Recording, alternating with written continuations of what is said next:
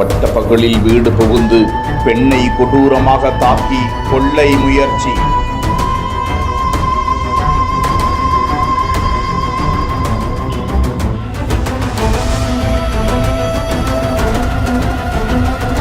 நகை பணத்தை பறித்து சுடுதண்ணீரை ஊற்றி கொடுமை.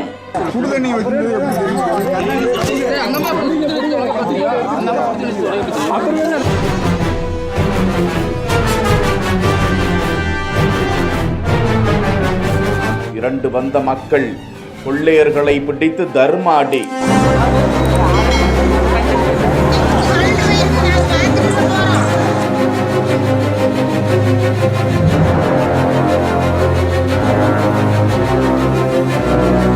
நாமக்கல் மாவட்டம் பள்ளிப்பாளையம் அடுத்துள்ள அன்னை சத்யா நகர் குடியிருப்பு பகுதியில் வசித்து வருபவர் மல்லிகா. கணவரை பிரிந்து வாழும் இவர் தனியே வசித்து வருகிறார். இந்த நிலையில்தான் அவரது வீட்டிற்குள் திடீரென 2 இளைஞர்கள் உள்ளே புகுந்து மல்லிகாவை மிரட்டி மல்லிகா அணிந்திருந்த 15 பவுன் மதிப்பிலான நகை, பீரோவில் இருந்த 37,000 பணம் உள்ளிட்டவற்றை பிடுங்கிக் கொண்டு மேலும் பணம் கேட்டு மிரட்ட மல்லிகா கத்தி அலறி இருக்கிறார். அவரை கட்டுப்படுத்த அந்த கொள்ளையர்கள் அடுப்பில் கொதித்துக் கொண்டிருந்த சுடுநீரை எடுத்து மல்லிகா மீது வீசி இருக்கிறார்கள். காயமடைந்த அவர் அலறவே அக்கம் பக்கத்தினர் திரண்டு வந்து அந்த கொள்ளையர்களை பிடித்து தர்மடி கொடுத்து மின் கம்பத்தில் கட்டி வைத்து பள்ளிப்பாளையம் போலீசாருக்கு தகவல் கொடுத்தனர்.